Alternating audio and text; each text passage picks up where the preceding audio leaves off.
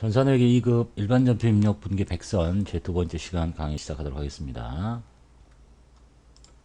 2월 1일 거래처 우일 상사에 대한 단기 대여금 100만원과 이자 5만원이 현금으로 받습니다. 대변의 단기 대여금 거래처 걸어서 원금 없애고 오른쪽에 이자 수익까지 같이 잡을게요. 5만원. 그리고 차변에 현금 22번 사용하던 복사기를 200만원에 거래처인 진이상사한테 처분하고 약속은 받습니다. 감가상각 누계는 없고 복사기는 비품으로 잡혀 있을 거니까 비품을 빼고 취득원가 180. 만약에 딸려있는 감가상각 누계액이 있으면 바로 밑에 번호를 쓰시면 되겠죠.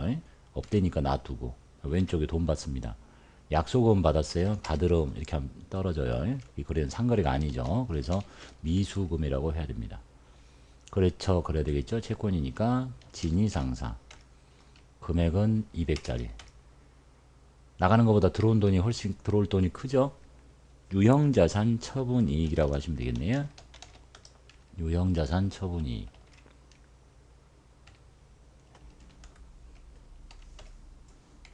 3번 23번 서삼상사와 상품을 구입하기로 하고 계약금 30만원을 당좌수표를 발행해서 지급합니다. 당좌예금 통장에서 돈 나간다는 얘기죠. 먼저 줬네요. 선급금 거래처 보시고 2월 4일 무사상사에서 매입하기로 한 상품을 인도받습니다. 상품이 들어온다는 얘기죠. 선급한 200만원을 제외하고 잔액 300을 현금을 줘요. 그럼 결국은 상품은 두 개 합쳐진 500만원짜리라는 얘기고 미리 줬을 때 선급금 처리했을 거니까 선급금을 거래처 걸어서 없애버리고 잔액은 현금으로 주시면 되겠네요. 2월 5일 사원 강은비의 출장비로 현금 5만원을 우선 계산해서 지급하고 출장비 사용 명세서를 받아서 출장비 정산하기로 합니다. 현금은 나갔죠. 출금전표 쓰게 되겠고 이때 쓰는 이름이 가지급금 그리고 특별한 말이 없으면 강은비 이렇게 걸어서 입력을 해야 되는데 거래처 입력 생략한다니까 입력하지 않으셔도 됩니다. 26번 총무부 최호준 과장은 2월 3일 세미나 참석을 위해서 출장시 지급받은 업무 가지급금 40만원에 대해서 다음과 같이 사용하고 현금으로 정산합니다. 여비교통을 쓰시라고 돼 있죠. 여기처럼 날짜에 금액 다 알려줬으니까 찾아볼 필요 없죠. 그러려면 이제 출제를 하려면 이렇게 미리서 2월 3일날 이런 전표가 있어야 돼요. 그래서 여기가 최후 순위가 걸려있는지 안 걸렸는지도 보시고 안 걸렸으니까 가지급금 정리할게요. 가지급금 금액은 40이었고 여비교통비 쓰라고 그랬으니까 쓰시는데 금액은 25, 45만원 쓰고 왔네요. 그리고 잔액은 현금으로 정산한다니까 잔액은 현금으로 추가로 지급하시면 되겠네요. 27번 지방 출장을 마치고 돌아온 영업부 직원 김성실로부터 2월 1일 지급한 금액 70만원. 얘도 마찬가지로 2월 1일 날 전표가 이미 깔려 있어야 되겠죠. 그걸 이제 이렇게 만들어 놨고 거래처 입력되지 않았고 확인해 보시고 찾아볼 필요 없잖아요. 금액 알려줬고 가지급금일 거니까 지출 증명 서류를 받고 차액은 현금으로 회수한답니다. 가지급금 거래처 입력은 생략해라. 대변에 가지급금 금액 70만원을 정리할게요. 왼쪽에 출장비를 교통비, 숙박비 말이 없어도 여비교통비 처리해야 되겠죠. 30만원이네요. 준 돈보다 쓴 돈이 작으니까 현금으로 회수했다라는 얘기입니다. 바로 위에처럼 더 쓰고 오면 돈을 주는 거고 덜 쓰고 오면 돌려받는 거고 이게 생길 수 있는 상황 답니다. 28번 기말 현재 가지급금의 잔액 8만원은 영업부 직원의 여비교통비로 확인됐다. 여비교통비가 돼야 된다는 얘기잖아요. 그럼 차변이 여비교통비라는 얘기지. 8만원 그러면 대변에 가지급금 없애고 뭐 이렇게 추측을 할 수도 있고 이게 문제 나왔을 때 물어보면 가지급금 계정의 잔액은 어디 있을까요? 차변에 있을까요? 대변에 있을까요? 물어보면 한참 고민하던데 여기 이렇게 하는 거잖아요. 현금 8만원 하고 지급금 이렇게 생기잖아. 그럼 잔액은 항상 왼쪽에 있죠. 예? 다 써도 잔액은 여기가 0이 되겠지. 가지금은 계정은 잔액이 차별했으니까 지금 대변으로 뺀 거예요. 그 해당 비용으로 갈아 끼운 거고. 그걸 모르더라도 뭐 비용이 왼쪽에 생겨되니까 나머지는 가지금이겠다 이렇게 할 수 있겠죠. 2월 9일 현금 출납장의 잔액과 비교해서 실제 현금이 5만원 부족한데 그 원인을 파악할 수 없어서 원인을 찾을 때까지 현금 과부족으로 처리한대요. 이런 문제가 나오면 일단 실제의 돈이 부족하다는 얘기는 거꾸로 말하면 장부에 돈이 많다는 거잖아요. 그러니까 장부에 있는 돈을 빼버리면 되지. 이렇게. 그래서 현금 과부족을 먼저 쓰지 말고 대변에 현금을 먼저 없애요. 그럼 금고하고 똑같아지겠지. 차변에 현금 과부족 이렇게 하시면 되겠죠. 2월 10일 현금 시제 확인한 결과 실제 잔액이 장부 잔액보다 많아요. 항상 시험에서는 장부를 안 가르쳐주고 실제가 많다 작다. 그럼 거꾸로 실제 잔액이 장부보다 많으니까 장부가 작다는 거 아니야. 그럼 장부에다 돈을 집어 넣어주면 되지. 이렇게 차변의 현금 금액은 10만원, 대변의 현금 과부족. 현금 과부족은 차변에 생길 수도 있고 대변에 생길 수도 있어요. 그러니까 얘를 먼저 하지 말고 장부가 큰가 작은가를 먼저 따지시면 돼. 근데 항상 시험 문제에서는 장부가 크다 그러면 바로 빼버리면 되고 장부가 작다 그러면 넣으면 되는데 그렇게 안 가르쳐주고 실제 잔액이 크다 이렇게 알려주면 아 장부가 작구나. 장부가 작으니까 집어넣어줘야지. 이렇게 해석하시면 된다는 얘기예요. 그래야 왼쪽 오른쪽이 뒤집어지지 않을 거니까. 31번 문제 보겠습니다. 기말 현재 현금 과부족 계정으로 처리되어 있는 현금 시제 과다액에 대한 원인이 아직 밝혀지지 않았다. 그래서 현금 과부족 계정이 어디 있는지를 알아내야 되는 거겠죠. 현금 시제가 과다했다는 얘기는 금고에 돈이 많았고 장부에 돈이 작았다는 걸 알 수 있죠. 그럼 그때 장부에다 돈을 이렇게 넣어줬겠지. 그리고 현금 과부족이 이쪽에 있다는 얘기예요. 그러니까 이걸 이제 빼면 되겠죠. 이해하셨죠? 31일자로 차변의 현금 과부족을 없애버리고 원인이 안 밝혀졌으니까 이제 잡이익 처리하시면 되겠네요. 오른쪽에 수익. 32번 기말 결산 시 12월 1일에 발생한 현금 시제의 부족액이 밝혀지지 않았어요. 자, 이 문제도 이렇게 실제 출제를 하려면 이렇게 전표가 이렇게 깔려 있어야 돼요.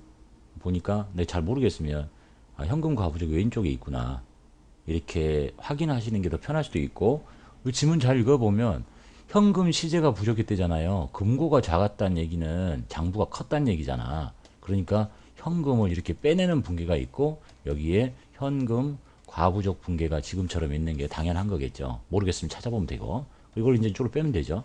그리고 잡손실 처리하라는 얘기네요. 대변에 현금 과부족 있었던 거 없애버리고 차변에 잡손실.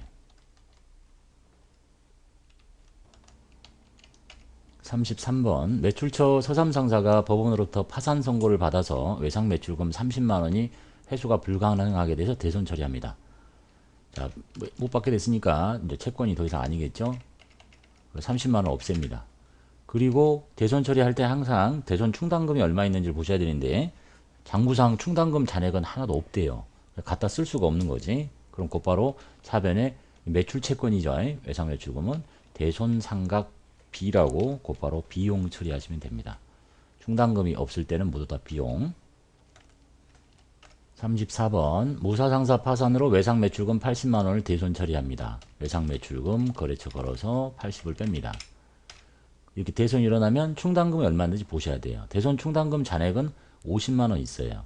그러면 차변에 외상 매출금의 대손 충당금이에요. 이름 찾아보실 필요 없는데 여기에 외상 매출금이라 붙어 있는 거, 즉 이 번호의 바로 밑에 번호예요. 이렇게. 그리고 있는 충당금을 다 갖다 써요. 그래도 부족하죠. 그럼 어쩔 수 없이 이제 비용이 나와야 되지. 대손상각 B. 없으면 다 비용, 있으면 있는 거 다 갖다 쓰고 나머지 비용. 35번 매출처 광호상사의 파산으로 외상 매출금 잔액 50만원 전부 다 대손 처리합니다. 외상 매출금 거래처 걸고 50. 장부상 충당금 잔액이 200만원이나 있습니다. 그러면 모두 다 갖다 쓰면 되겠죠. 그래서 대손 일어나면 충당금이 있는지 보고 있으면 다 갖다 쓰고 없으면 있는 거 다 갖다 쓰고 부족하면 비용 처리하고 아예 없으면 그냥 다 비용 처리하고 셋 중에 하나겠죠. 그리고 이제 충당금 잔액은 조회하세요. 그러면 시험에 가서 요 대손 일어난 날짜 있죠. 3월달 또 뭐 12월달로 가도 똑같아요. 여기쯤 열어가지고 그 자산에 대손 충당금이 얼마 있는지를 보셔야 돼. 지금 얼마 이게 음수가 났는데 그 이유는 뭐겠어요? 없는 걸 갖다 썼으니까 음수가 나는 거니까 무시하시고 이렇게 이제 상황을 한번 봐보면 여기도 마찬가지구나. 이렇게 찾는 거예요. 정상적인 경우의 상황이라면 이제 요 외상 매출금 밑에 자기 충당금의 금액이 있을 거야. 여기처럼 아까 뭐 200만 원이면 여기가 200이 보일 거예요. 그 금액을 찾아보고 쓰시면 된다는 얘기야. 없으면 여기처럼 하나도 없더라. 그러면 없다는 얘기고. 받으러움의 충당금은 하나도 없네요.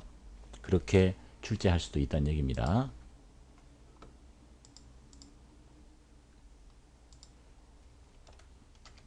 36번 전기에 대손 처리했던 청육상사 외상 매출금을 현금으로 회수합니다. 현금 받고 60.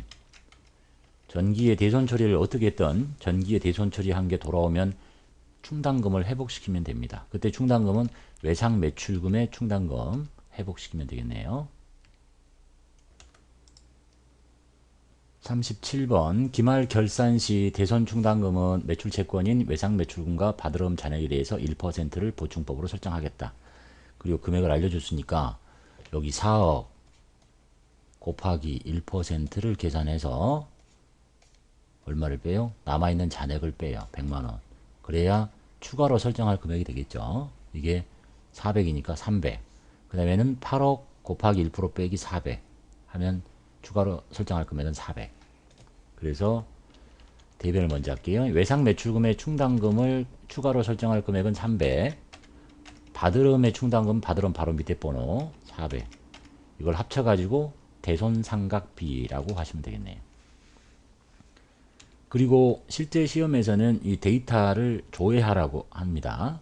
이 지금 본 것 중에 이 박스에 있는 내용물이 다 안 보인다고 보시면 돼요. 실제 시험에서는. 그러니까 자기 걸 찾아야 돼. 이것도 마찬가지로 시산표에 데이터가 일치하지 않지만 시산표를 열어서 대손 충당금 잔액을 확인을 해요.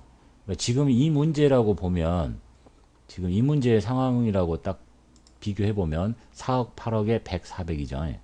그러면 이렇게 열면 여기가 외상 매출금의 잔액은 4억이라고 돼 있고 받으러움의 잔액은 8억이라고 돼 있고 이쪽 잔액이에요. 자기 걸로 하는 거야. 그러니까 앞에서부터 문제 잘못 풀면 틀릴 수 있어요. 사람마다. 그러니까 자기 걸로 이거 확인하고 이것의 각각의 1%를 계산해서 외상 매출금의 충당금의 이쪽 잔액이 얼마인지 받으러움의 충당금 잔액 이쪽 잔액이 얼마인지 이렇게 확인해 보면 여기가 얼마였냐? 100, 400. 여기가 외상 매출금의 충당금은 여기가 100만 원이라고 이렇게 찍혀 있고 받으러움은 400이라고 이렇게 돼 있었다는 상황이에요. 이해되셨죠? 여기 요 금액 자기 걸로 하는 거예요. 그러니까 지금 이제 이 문제처럼 나는 이런 상황인데 이 문제를 풀라고 하고 이게 안 보이더라. 그러면 자기 걸로 계산하는 거예요. 해볼게요. 자기 외상 매출금이 9,900이죠. 곱하기 1%를 계산을 해. 그래가지고 빼기 260만 원을 계산하시면 돼. 그 다음에 8,100만 원 곱하기 1% 빼기 400. 그런데 빼려고 그랬더니 음수가 나버리죠. 이렇게는 출제가 잘 안 되는데 뭐 또 나올 수는 있는 거니까 한 번만 해볼게요. 하나만 해볼게요. 999000000인 외상 매출금에다가 곱하기 1%를 하면 99만 원밖에 안 되거든요. 이 곱했더니 99만 9천 원이야. 그래서 빼기 260을 해봐. 그러면 빼기 2600000이면 계산기가 잠깐만요. 2600000 빼기 999000은 이게 마이너스 1060100 이렇게 나오거든요. 한 번도 이렇게 출제된 적은 없으니까 상황은 그렇다는 얘기고 저게 음수가 되면 이렇게 해야 되는 거예요. 봐두는 것도 괜찮겠죠. 음수가 되면 어디 갔냐? 하고 지울게요. 그 얼마라고? 충당금을 더 이상 설정하면 안 되잖아. 차변으로 외상매출금의 충당금을 1601 플러스를 없애주는 거예요. 그리고 이때 쓰는 이름이 대손 충당금 환입이에요. 그것도 이름이 여러 개 보이는데 요거 판매비와 관리비의 음수인 851번을 사용합니다. 기타의 채권이 충당금이 너무 많아서 돌아올 때는 요 번호 거기까지는 안 나올 것 같아요. 본서에서 저하고 배우셨으면 할 텐데 지금 중요한 거는 일단 보통 요 그림에서 추가로 설정할 금액이 생기게 출제를 많이 하고 만약에 있는 게 너무 많았다 그러면 방금처럼 대손 충당금 환입하는 붕괴도 한번 생각해 보셔야 된다는 얘기예요. 이 전표는 지우도록 할게요.